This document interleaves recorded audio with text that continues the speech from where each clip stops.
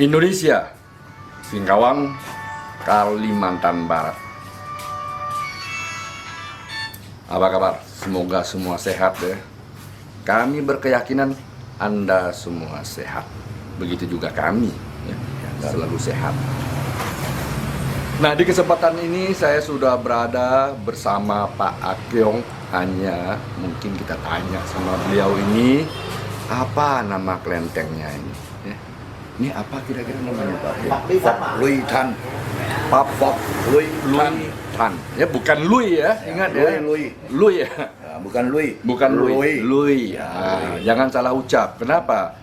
Sedikit selisih itu sudah lain pengertiannya. Nah, ini ya, Pak.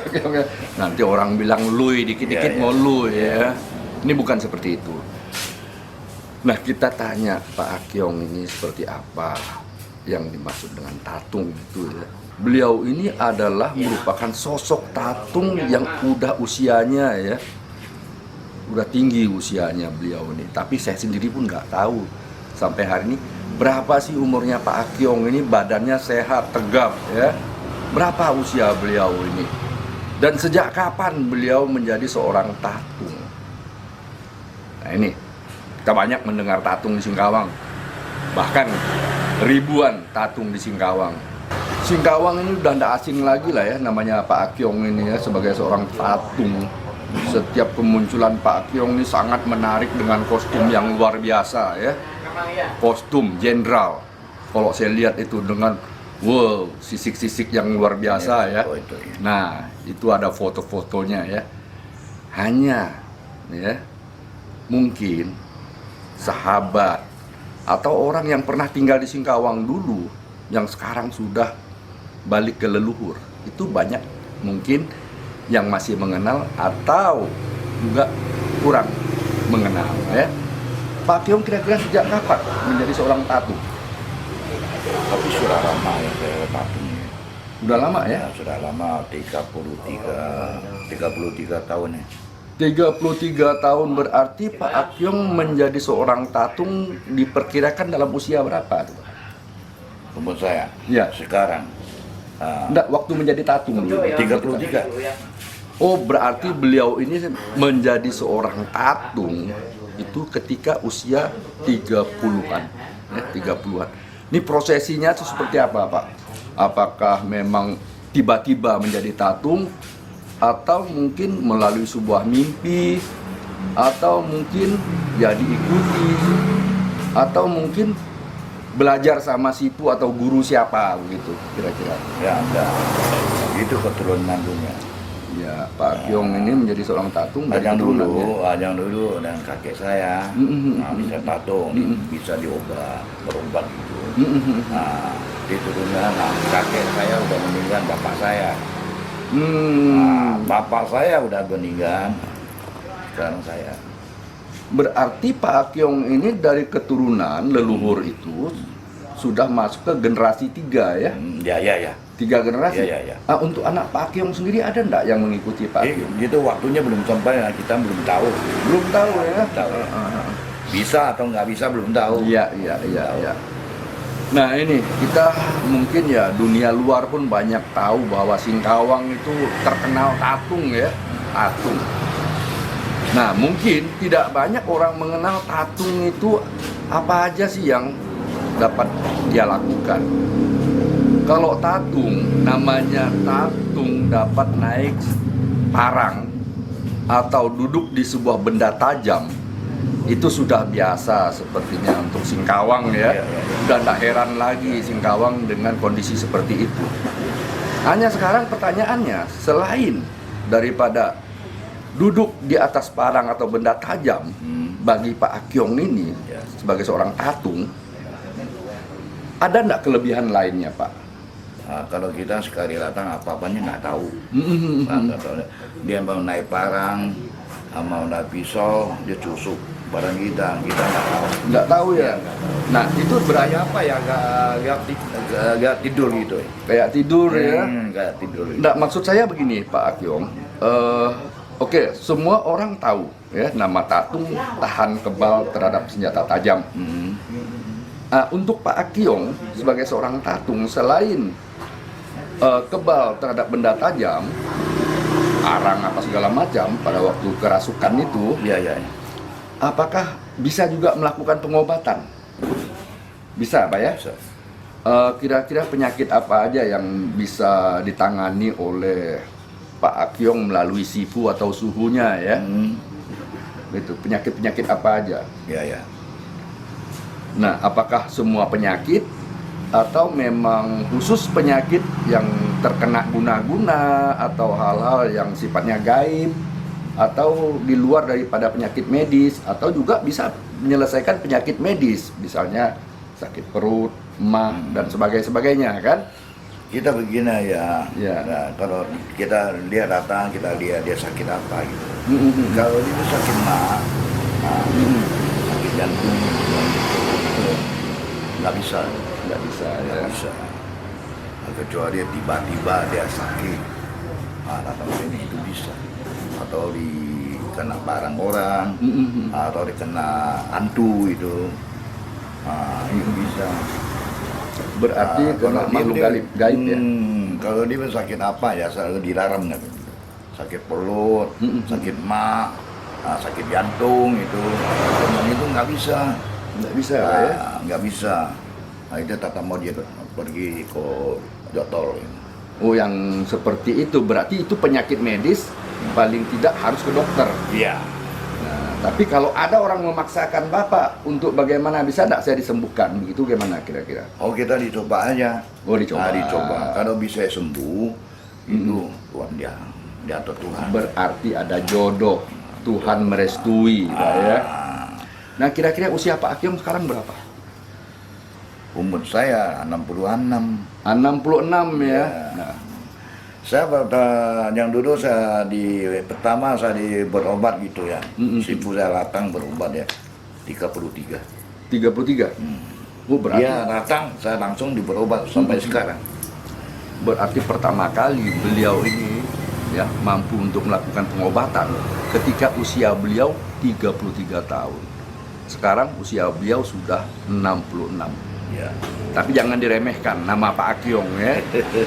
Pak Akyong ini multi talent ya, luar biasa beliau ini.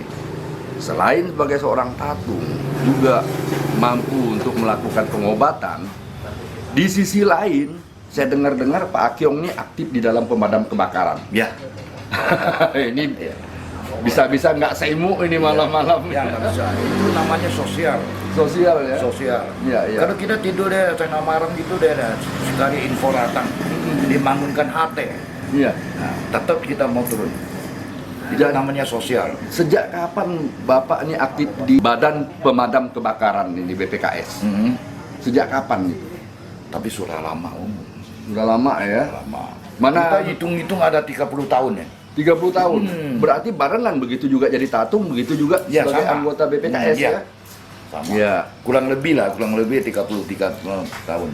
Pernah nggak ada hal-hal tertentu yang memang Pak Akyong rasakan selama bertugas sebagai BPKS yang memang sepertinya berat sekali? Iya betul. Tapi sekali dia turun lapangan gitu dah.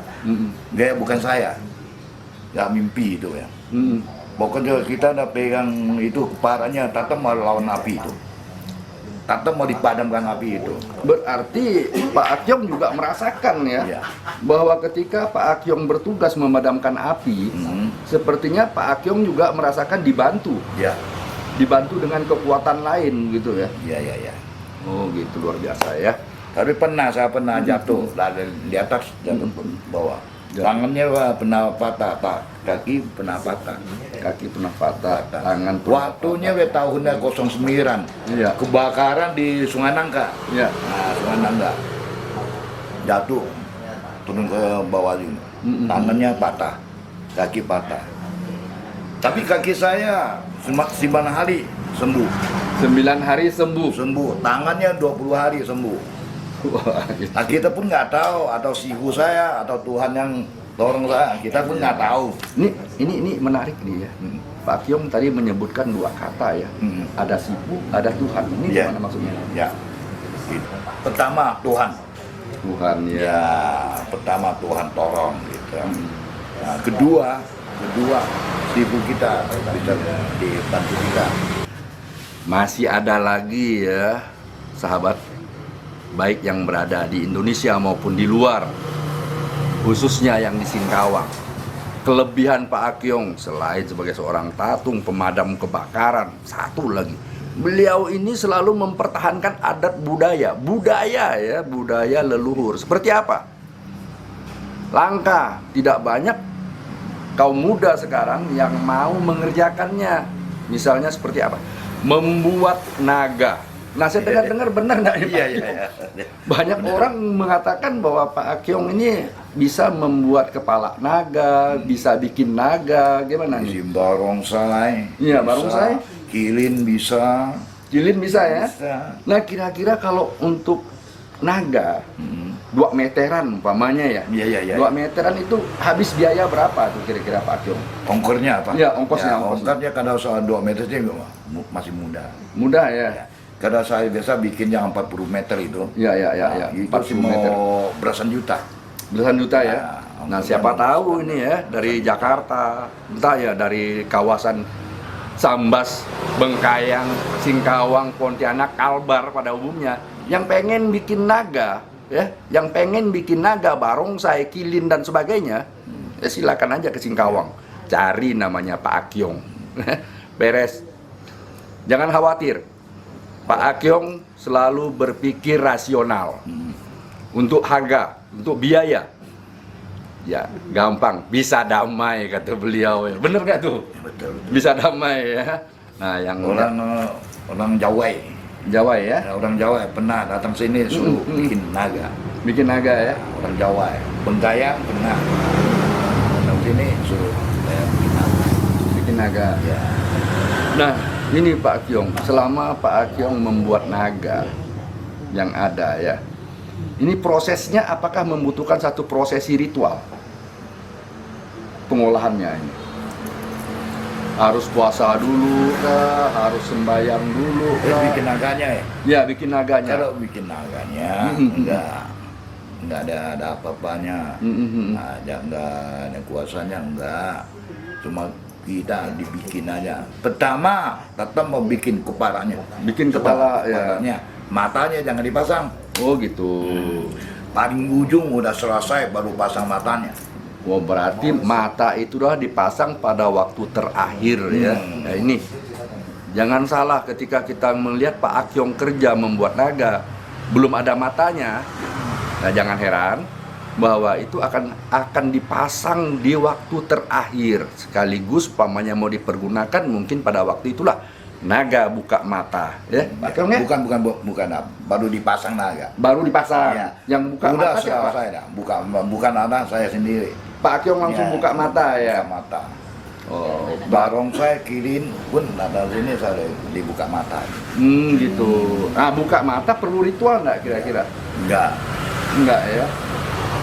Jadi mata itu terbuka, mata naga itu terbuka, yang membukanya harus Pak Akyong ya. Ya. Oh, iya.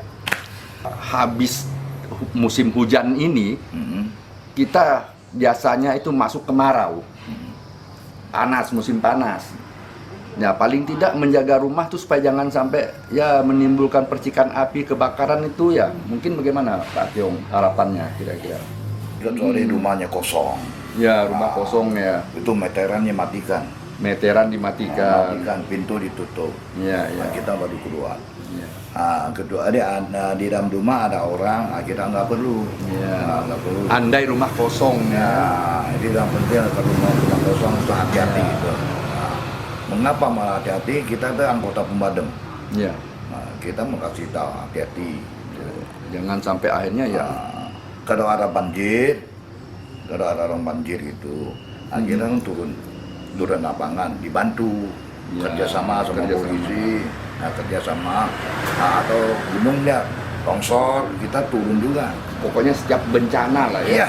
Setiap ada bencana yang ada. Nggak dipilih apa-apanya, nggak dipilih. Yang penting kita dibantu. Gitu. Begitu ya. Indonesia, Singkawang, Kalimantan Barat, demikian bincang-bincang kami pada malam hari ini ya bersama Pak Akyong. Bersama Pak Akyong, Tatung Senior Kota Singkawang. Dalam pembicaraan kami sangat mengharapkan jangan sampai ada Anda yang tersinggung, karena kami tidak ingin Anda tersinggung, ya. Apalagi Anda marah-marah. Anda ya ada hal yang kurang mengenakan atau menyamankan, datang aja ya pada saya atau pada Pak Akyong. Kita bisa berkomunikasi, bisa bersilaturahmi. Anda tak kenal saya, akhirnya kita saling mengenal, ya. Anda tak kenal Pak Akyong, akhirnya juga akan mengenal Pak Akyong. Demikian, Assalamualaikum warahmatullahi wabarakatuh. Salam sejahtera untuk kita semua.